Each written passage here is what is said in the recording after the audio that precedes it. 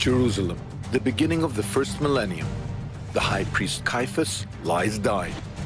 Could it be that his last request was to be buried with 2 nails from an act that haunted him?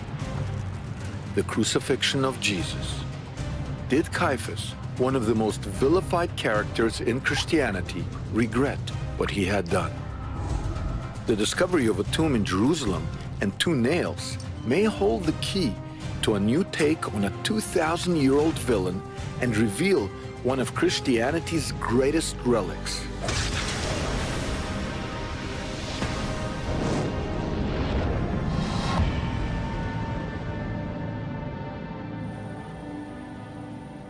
Jerusalem, 1990. A significant archaeological discovery goes largely unnoticed. It just happened by chance. They were expanding a peace park area, and a tractor hit the top of the tomb. But at first glance, this just looks like a really normal first-century tomb. Inside, they find a few artifacts, bones, and 12 limestone burial boxes called ossuaries. The tomb is emptied, but then something unique catches the archaeologist's attention that sets this tomb apart. The name Caiaphus appears inscribed on a very ornate ossuary. After months of careful examination, archaeologists agree that this is the bone box of the man who, according to the Gospels, sent Jesus to the cross. He is the high priest. Caiaphas has a very big and usually very negative role as a man who masterminded Jesus' death. If you look at movies about Jesus, you've almost always got Caiaphas there yelling, crucify him, and, lobbying for this guy's death and, whipping up the crowd so that everybody will really be shouting for it. He is the villain of the piece.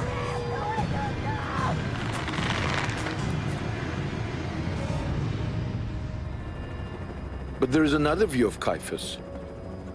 Historian Helen Bond has spent much of her career examining the life of this prominent high priest. She takes me to a church which, according to Christian tradition, is built where Caiaphas once lived. Since Caiaphas was also a judge, one would expect to find holding cells under his home. And indeed, that's precisely what archaeologists have uncovered. Jesus could have been held right here the night he was arrested. The Gospels tend to caricature the high priest. He's shown as jealous of Jesus. He's completely corrupt. The whole trial narrative in Mark's Gospel, for example, is a kangaroo court. It's a terrible picture of a Jewish high priest that comes over. It's a long way from historical accuracy. And the reason for that, I think, is that all of the Gospels are written at the end of the 1st century, at a time when Christians and Jews are starting to go their separate ways. And so in a way, Caiaphas is sort of a victim of this. He becomes caught up in all of this negativity and portrayed in a very negative way. And I think Caiaphas has suffered because of that. There's nobody particularly interested in rehabilitating him. So which view is right? Was Caiaphas a bad guy or a good guy? I wanted to find out, so I went to the archaeological archives and found something very unusual. Some items discovered in the tomb went unreported. Specifically, 2 Roman nails. I couldn't believe when I saw that in the archaeological report they had found 2 nails. We're talking about 2 Roman-era nails in the tomb of Caiaphas. They even found 1 nail inside an ossuary. What do you make of a nail in an ossuary? At all sites, anywhere in Jerusalem, I've dug right here in Jerusalem, we find 10 nails a day. But we're not in a Jewish tomb. We're in a residential area like this. I'm sure many nails were found right behind me when this was excavated. But if there's a nail in the ossuary, then it opens another possibility, that there's some sort of superstition going on here. The belief attested in a number of sources that a crucifixion nail has a great magical power to ward off evil, to ward off bad luck, maybe to help you in the afterlife. מקורות חז"ל מאפשרים ליהודים להסתובב בשבת עם כמה חפצים שיש להם כוח מיסטי לרפא. אחד מהם זה מסמר מצליבה. אבל מה שכן ברור זה שלמצמרים מצליבה יש כוח מיסטי ויהודים נורמטיביים מכירים בו. אדם לוקח איתו מסמרים לקבר בגלל שיש להם הרבה מאוד משמעות לגביו, במיוחד בקונטקסט של קבורה. Is it possible that Caiaphas regretted turning Jesus over to the Romans and took the crucifixion nails with him to his grave? I wanted to see the nails for myself, but was informed by the Israel Antiquities Authority that the nails had been misplaced. They lost them. Like, how could it be that you find nails in the tomb of a man associated with nothing but crucifixion, and you lose them? So I decided to try to find them in the archives and related laboratories. Part of me said you'll never find them, but part of me said maybe if you doggedly pursue the evidence, you'll hit pay dirt.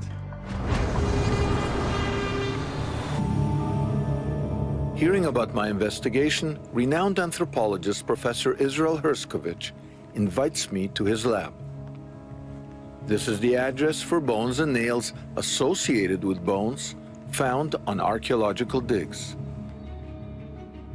It turns out he's only received 2 matching Roman-era nails together once. So these are the nails? Yes, these are the 2 nails from Jerusalem that arrived to the lab more than 15 years ago. The fact that they're bent this way, would this be consistent with crucifixion? It could be. Why would they bend the nail? If you put a nail through the palm of the hand, you can easily free the hand. But if you put a nail through the palm of the hand and then you stick it to the wood, by actually bending the nail, the palm of the hand are attached firmly to the crossbar. So the fact they're bent is more consistent with crucifixion than if you saw them straight? Yes, I would say so. The archaeological report does not specify in which ossuary the nails were found. If the nails were found inside the Caiaphas bone box, they would have left traces of iron in the ossuary.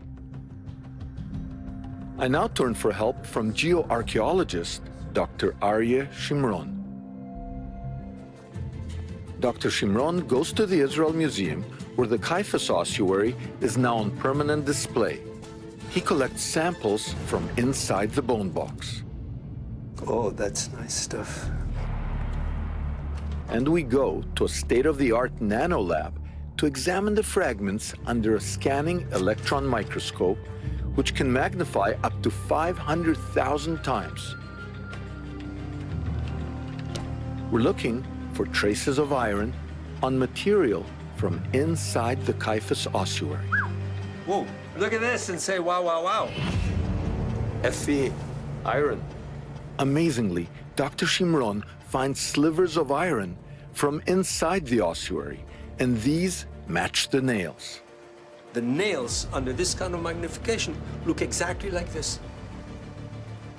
Also compositionally and texturally. This is the texture of the nails. Let me get this straight.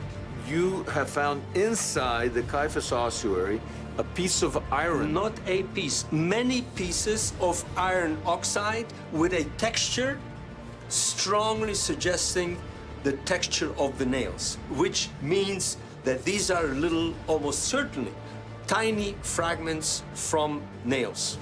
It is very, very powerful evidence that we have tiny pieces from the nails inside ossuary number 6. So, I mean, this is a smoking gun. This is a smoking gun, of course.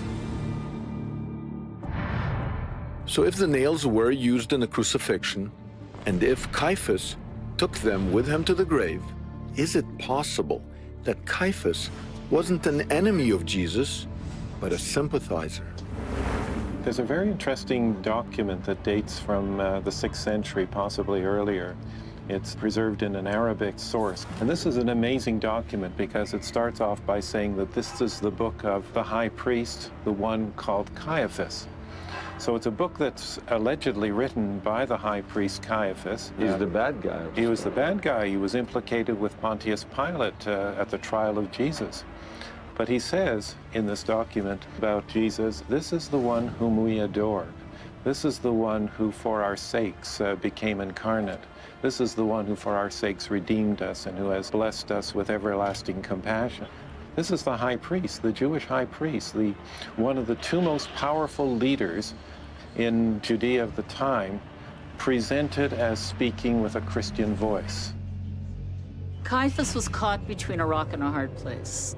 What Caiaphas cares about, according to the Gospel of John, is the security of the people, the survival of the people. And that is the highest principle for him. So if Rome is going to destroy the temple, destroy the people, because there is unrest and a crowd forming around a particular individual, well, you gotta do what you gotta do. The evidence suggests that we got Caiaphas all wrong. That the man we thought he was no villain. He was in a very difficult situation. At the end of the day, somebody placed 2 crucifixion nails in his ossuary among his bones. Okay? Maybe it's someone else who was crucified, but historically we only associate Caiaphas with only one man, and that is Jesus.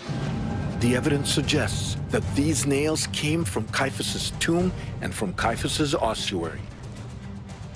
They could be witnesses to the fact that Caiaphas has been wrongly blamed for Jesus' crucifixion. But are they linked to Jesus? If they are, they could be 2 of the most significant archaeological artifacts ever found.